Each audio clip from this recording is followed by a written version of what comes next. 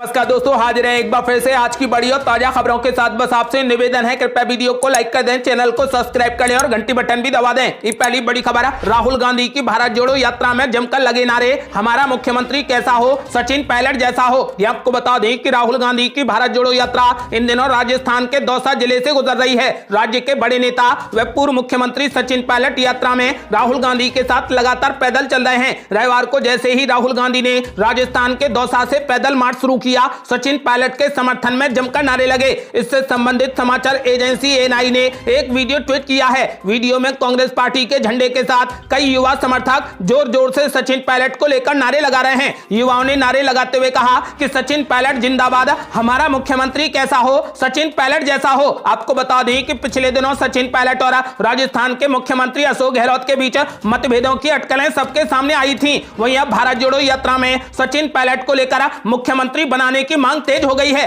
अगली बड़ी खबर, फिल्म पठान के गाने बेशरम रंग के बवाल में कूद पड़े अखिलेश यादव, बोले शाहरुख खान को टारगेट कर रही बीजेपी। ये आपको बता दें कि शाहरुख खान की आने वाली फिल्म पठान के गाने बेशरम रंग में दीपिका पादुकोण के भगवा रंग के कपड़ों पर बीजेपी से लेकर कई दूसरे संगठन आपत्ति जता चुके हैं। इसको लेकर अब अखिलेश यादव ने भगवा रंग के नाम पर राजनीति करने का आरोप लगाया। अखिलेश यादव ने बीजेपी पर जबरदस्त हमला बोला। उन्होंने कहा कि बीजेपी शाहरुख खान को टारगेट कर रही है और भगवा रंग के नाम पर बीजेपी राजनीति कर रही है। अगली बड़ी खबर, पाकिस्तान को बीजेपी महिला मोर्चा की अध्यक्ष ने दे डाली कड़ी चेतावनी, कहा घर में घुसेंगे और ठोकेंगे भी, ये नया भारत है। ये आपको बता दें कि पाकिस्तान के विदेश मंत्री बिलावल भुट्टो के बयान पर देश में घमासान कम होने का नाम नहीं ले रहा। बिलावल भुट्टो के बयान पर सत्ता पक्ष के साथ साथ अब विपक्ष ने भी मोर्चा खोल दिया है। इस बीच महाराष्ट्र बीजेपी महिला मोर्चा की प्रदेश अध्यक्ष चित्रा बाग ने बिलावल भुट्टो के बयान पर कड़ी प्रतिक्रिया जाहिर की। उन्होंने कहा कि हमारे प्रधानमंत्री के बारे में कुछ बोलोगे तो घर में घुसेंगे भी और ठोकेंगे भी। उन्होंने कहा कि ये नया भारत है।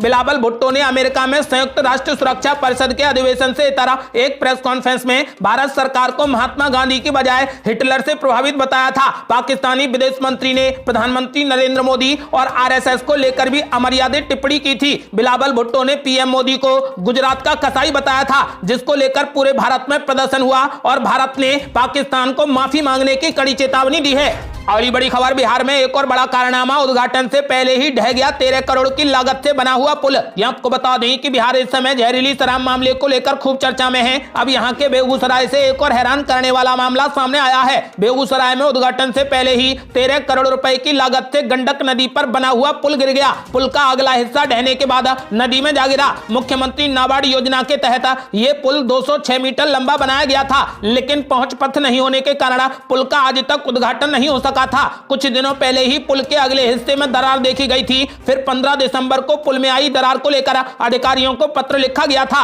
और आज सुबह पुल का अगला हिस्सा टूटकर गिर गया। दरअसल बेगूसराय में उद्घाटन से पहले ही गंडक नदी पर बने पुल का बीच का हिस्सा टूटकर नदी में जा गिरा। अगली बड़ी खबर, हिमाचल की जनता को जीत का धन्यवाद देने के लिए प्रियंका गांधी 21 दिसंबर को करेंगी बड़ी रैली। ये आपको बता दें कि हिमाचल प्रदेश में कांग्रेस की बम्पर जीत के बाद प्रियंका गांधी हिमाचल की जनता का धन्यवाद करने के लिए आभार रैली करने जा रही हैं। पार्टी के राष्ट्रीय अध्यक्ष मल्लिकार्जुन खड़गे और महासचिव प्रियंका गांधी को रैली में बुलाने की तैयारी जोरों शोर से चल रही है। पार्टी के प्रदेश प्रभारी राजीव शुक्ला ने बताया कि इस रैली में सभी सह प्रभारी शामिल होंगे और प्रियंका गांधी सभी का धन्यवाद करेंगी। 21 दिसंबर को जोरावर स्टेडियम धर्मशाला में ये आभार रैली आयोजित की जाएगी। अगली बड़ी खबर, मेघालय में जमकर गरजे पीएम मोदी, बोले डंके की चोट पर सीमा पर हो रहा निर्माण। यह आपको बता दें कि प्रधानमंत्री नरेंद्र मोदी ने मेघालय में कहा कि आज डंके की चोट पर बॉर्डर पर निर्माण हो रहा है। उन्होंने कहा कि नई सड़कें, टनल, पुल, रेल लाइन और जो भी जरूरी है उन सबका निर्माण बड़ी तेज गति से हो रहा है। जो गांव कभी वीरान हुआ करते थे, आज हम उन्हें वाइब्रेंट विलेज बना रहे हैं। पीएम मोदी ने कहा कि जो गति हमारे शहरों के लिए महत्वपूर्ण है, हमारे बॉर्डर पर भी वही गति होनी आवश्यक है। इस दौरान पीएम मोदी ने कहा कि हमारे लिए नॉर्थ ईस्ट, हमारे बॉर्डर एरिया आखिरी छोर नहीं बल्कि सुरक्षा और समृद्धि के गेटवे हैं। राष्ट्र की सुरक्षा भी यहीं से सुनिश्चित होती है और दूसरे देशों से व्यापार भी यहीं से होता है। इसीलिए एक और महत्वपूर्ण योजना है जिसका लाभ नॉर्थ ईस्ट के राज्यों को होने वाला है। ये योजना है वाइब्रेंट बॉर्डर विलेज योजना। इसके तहत सीमावर्ती गांव में बेहतर सुविधाएं विकसित की जा रही हैं। आपको बता दें कि प्रधानमंत्री नरेंद्र मोदी ने साफ कर दिया है कि आज डंके की चोट पर बॉर्डर पर निर्माण कार्य हो रहा है। अगली बड़ी खबर, दिल्ली में जंतर जमाबंतर पर जमा हुए अमरावती के किसान 3 राजधानी बनाने के खिलाफ किया जोरदार प्रदर्शन। आपको बता दें कि आंध्र प्रदेश के किसान राज्य की 3 राजधानी बनाने के खिलाफ अब दिल्ली में लामबंद हो गए हैं। अमरावती परिरक्षण समिति के बैनर तले बड़ी संख्या में किसान दिल्ली पहुंचे हैं। इन किसानों ने आंध्र प्रदेश सरकार के 3 राजधानियां बनाने के खिलाफ जोरदार प्रदर्शन किया। कई दलों के सांसद भी प्रदर्शन में शामिल हुए और किसानों का समर्थन किया। प्रदर्शनकारी किसान हाथों में तख्तियां और हल लिए हुए हैं। किसानों की मांग है कि अमरावती को ही राज्य की एकमात्र राजधानी होना चाहिए। अगली बड़ी खबर, अरविंद केजरीवाल ने चीन के सामानों का बहिष्कार करने की अपील। बोले भारतीय सामान खरीदें भले ही दाम दोगुने हों। आपको बता दें कि अरविंद केजरीवाल ने लोगों से चीनी सामानों का बहिष्कार करने की अपील की। केजरीवाल ने कहा कि भारतीय सामान ही खरीदें भले ही उनकी कीमत दोगुनी हो। दिल्ली के मुख्यमंत्री और आम आदमी पार्टी के संयोजक केजरीवाल ने पार्टी की राष्ट्रीय परिषद की बैठक में कहा कि ये साल हमारे लिए बहुत अच्छा रहा। पिछले 1 साल में पंजाब का चुनाव जीते, गोवा में हमारे 2 विधायक बने, गुजरात के चुनाव में अभूतपूर्व सफलता मिली। इसके लिए गुजरात के लोगों का बहुत बहुत शुक्रिया। गुजरात में मुझसे एक शख्स ने कहा कि गुजरात में आप बैल से दूध निकाल कर ले आए। पहली बार में 5 विधायक और 14% वोट शेयर पार्टी को मिला है। अरविंद केजरीवाल ने कहा कि आज तक इतिहास में ऐसा नहीं हुआ कि पहली बार चुनाव में उतरने वाली किसी पार्टी की सरकार बनी हो, जबकि हमसे यही उम्मीद रहती है। हम 2027 में वहां सरकार बनाएंगे। केजरीवाल ने कहा कि एमसीडी चुनाव में पार्टी ने शानदार जीत हासिल की है, उसके लिए सबको बधाई देता हूं। उन्होंने कहा कि 10 साल पुरानी पार्टी राष्ट्रीय पार्टी बन गई। शायद ये पहली पार्टी है जिसकी पहली बार में सरकार बन गई। 10 साल में पंजाब में सरकार बनी और अब आम आदमी पार्टी एक राष्ट्रीय पार्टी बन गई है। अगली बड़ी खबर, अरविंद केजरीवाल ने मोदी सरकार से की बड़ी मांग। कहा चीन हमें आंखें दिखा रहा है, बैन करो उसका सामान। यह आपको बता दें कि सीमा पर जारी भारत चीन टेंशन के बीच में दिल्ली के मुख्यमंत्री केजरीवाल का बड़ा बयान सामने आया। केजरीवाल ने कहा कि चीन हमें आंखें दिखा रहा है, जब तब हमले कर रहा है, लेकिन भारत सरकार कह रही है कि सब ठीक है। केंद्र सरकार को सख्त रवैया दिखाना चाहिए। हमें चीन के सामान को खरीदना बंद करना चाहिए। मैं केंद्र सरकार से चीन के सामान के इंपोर्ट पर तुरंत बैन लगाने की मांग करता हूं। मुख्यमंत्री केजरीवाल ने कहा कि क्या हम भारत में ये सामान नहीं बना सकते? हम चीन से चप्पल क्यों खरीदें? चीन के सामान पर बैन लगना ही चाहिए। चीन से इंपोर्ट बंद करके उसको औकात दिखा देंगे। चीन जिस तरीके से हमारे ऊपर बड़े बड़े हमले कर रहा है, हमारी सेना के जवान सीमा पर चीन का डटकर मुकाबला कर रहे हैं, अपनी जान तक दे रहे हैं। कई जवानों ने अपनी जान दी, उसके बावजूद सुनने में आता है कि चीन इतने किलोमीटर अंदर घुस गया। आपको बता दें कि अरविंद केजरीवाल ने कहा कि हमें चीन के सामान को बंद कर देना चाहिए और मैं केंद्र सरकार से अपील करता हूं कि उसके इंपोर्ट पर तुरंत बैन लगाना चाहिए। अगली बड़ी खबर, अखिलेश यादव को बड़ा झटका देने के लिए बीजेपी ने खेल दिया बड़ा दांव। समाजवादी पार्टी छोड़कर अपने घर वापसी करेगा ये बड़ा दिग्गज। यहां आपको बता दें कि बीजेपी ने पश्चिमी यूपी में खुद को मजबूत करने और समाजवादी पार्टी के किले को कमजोर करने के लिए बड़ा दांव खेल दिया है, जिसके तहत समाजवादी पार्टी के लिए पश्चिमी यूपी के गद्दावर नेता धर्म सिंह सैनी की बीजेपी में घर वापसी हो रही है। धर्म सिंह सैनी बुधवार को मुख्यमंत्री योगी आदित्यनाथ की उपस्थिति में घर वापसी करते नजर आएंगे। धर्म सिंह सैनी सहारनपुर में समाजवादी पार्टी के गद्दावर नेता हैं, लेकिन अब वो एक बार फिर से बीजेपी में घर वापसी करने जा रहे हैं। धर्म सिंह सैनी बीजेपी में वापसी खतौली में आयोजित एक जनसभा के दौरान करेंगे, जिसमें प्रदेश के मुख्यमंत्री योगी आदित्यनाथ मौजूद रहेंगे।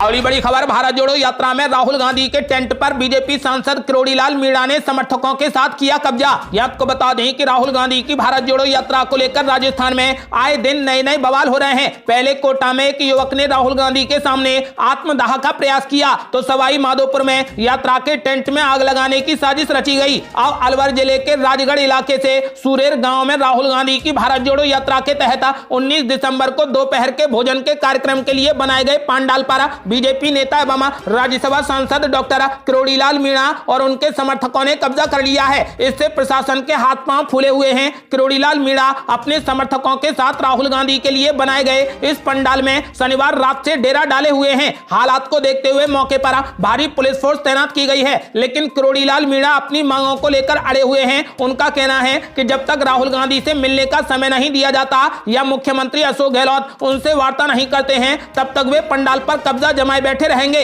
किरोड़ीलाल मीणा समर्थकों के साथ में चारपाई पर रात भर रजाई ओढ़कर वहीं लेटे रहे। किरोड़ीलाल मीणा ने प्रशासन को रविवार को सुबह 10 बजे तक का अल्टीमेटम दिया है। उनकी मांगों को लेकर राहुल गांधी से मिलने का समय तय करें या फिर मुख्यमंत्री अशोक गहलोत से कार्यों की वार्ता कराएं, क्योंकि राहुल गांधी के द्वारा उठाए गए और झूठे वादे पर जनता को गुमराह किया जा रहा है। उनकी ओर से किसानों के संपूर्ण कर्ज माफी का ऐलान झूठा निकला। आपको बता दें कि जिसको लेकर उन्होंने भारत जोड़ो यात्रा के टेंट पर कब्जा कर लिया है। और ये बड़ी खबर, आम आदमी पार्टी के खिलाफ सुकेश चंद्रशेखर की एक और नई चिट्ठी जारी। बोले मेरे पत्रों की वजह से एमसीडी चुनाव में सत्येंद्र जैन के इलाके में सभी सीटें हारी आम आदमी पार्टी। ये आपको बता दें कि 200 करोड़ की ठगी के आरोप में दिल्ली की तिहाड़ जेल में बंधा ठग सुकेश चंद्रशेखर ने एक और नया पत्र जारी कर दिया है। अपने इस पत्र में सुकेश चंद्रशेखर ने दिल्ली के मुख्यमंत्री केजरीवाल पर भी बड़े गंभीर आरोप लगाए हैं। इसके साथ ही उसने कहा कि सत्येंद्र जैन के खिलाफ पत्र उसने अपनी मर्जी से लिखे थे, उसके लिए किसी ने उससे नहीं कहा था।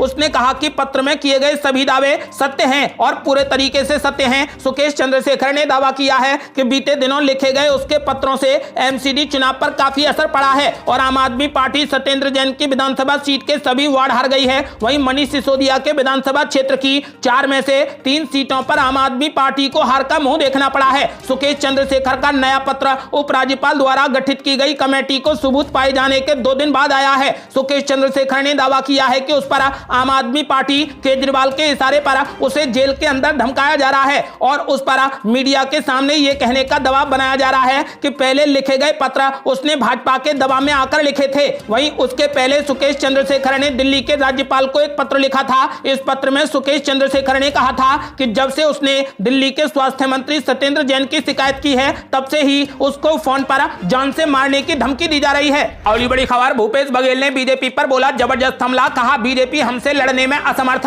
कांग्रेस सरकार को बदनाम करने को भेज रही ईडी और सीबीआई। ये आपको बता दें कि छत्तीसगढ़ के मुख्यमंत्री भूपेश बघेल ने केंद्र सरकार पर हमला करते हुए आरोप लगाया कि भारतीय जनता पार्टी चुनावी रूप से नहीं लड़ सकती है, इसीलिए वो विपक्ष के खिलाफ सीबीआई, ईडी और आईटी जैसी केंद्रीय एजेंसियों का उपयोग कर रही है। आपको बता दें कि भूपेश बघेल ने कहा कि हमारी सरकार किसानों, आदिवासियों और छात्रों सहित आम लोगों के पक्ष में फैसले ले रही है। भाजपा पिछले 15 वर्षों में ऐसा नहीं कर सकी, लेकिन हमने इसे 4 वर्षों में किया है। वे प्रवर्तन निदेशालय यानी ईडी, आयकर और राजस्व खुफिया निदेशालय को भेज रहे हैं, लेकिन लोग सब समझते हैं कि ये हमें बदनाम करने की बड़ी साजिश है। ये थी अब तक की बेहद बड़ी खबरें। आपका क्या मानना है, इस बार बीजेपी 2024 के लोकसभा चुनाव में जीत पाएगी या नहीं? अपनी राय हमें वीडियो लाइक कर कमेंट बॉक्स में जरूर दें। ऐसी ही ताजा और न्यू अपडेट जानने के लिए हमारे चैनल को लाल बटन दबाकर सब्सक्राइब करें और अपने मोबाइल पर मैसेज पाने के लिए घंटी बटन भी दबा दें। जल्दी मिलते हैं बड़ी अपडेट के साथ, तब तक के लिए जय हिंद, जय भारत।